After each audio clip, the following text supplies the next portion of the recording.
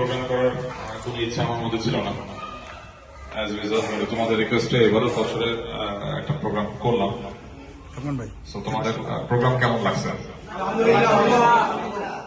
যারা যারা উইন হয়েছো বা খেলায় দিচ্ছ বা রাফেল ড্রতে লটারি হয়েছে তাদের জন্য অবশ্যই ভালো লাগছে। আর যারা অনেকেই কষ্ট পোষণ করছে, স্যার 5টা লটারি কিনলাম একটাও লাগলো না, তো আসলে 5টা লটারি কেনার মধ্যে একটা লাগবে, এটা মানে লাখ রাফেল লটার লাখ, অনেকের 5টা থেকেও লাগছে। হ্যাঁ, তো এটা কোনো কনস্পিরেসি হয় নাই, তো এটা নিয়ে কোনো ডাউট রাখার দরকার নেই।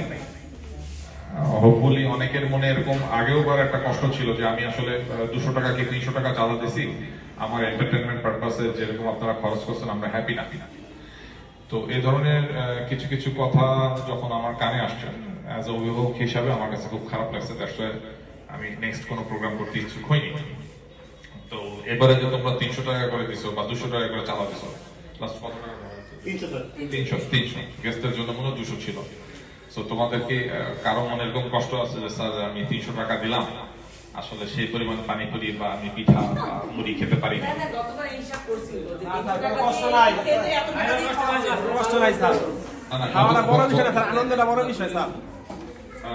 এটা এখন বলতেছো, কিন্তু লাস্ট ইয়ারে আমাকে এরকম শুনতে হয়েছে, আরে 200 টাকা চাঁদা দিলাম, এটা তো 80 টাকার মাল, 120 টাকা ছাড় খেয়ে আসলাইছে। তখন তো শুনতে নিঃসন্দেহে ভালো লাগে, কিছু কথা থাকে যায়। ওকে, ওয়েল, সো এখন একটু ইম্পর্টেন্ট কথা বলি। পিঠা উৎসব থেকে বের হয়ে যাওয়ার পরে আমি সাধারণত স্টাফ মিটিং এ খুব কম আসে, ব্যক্তিগত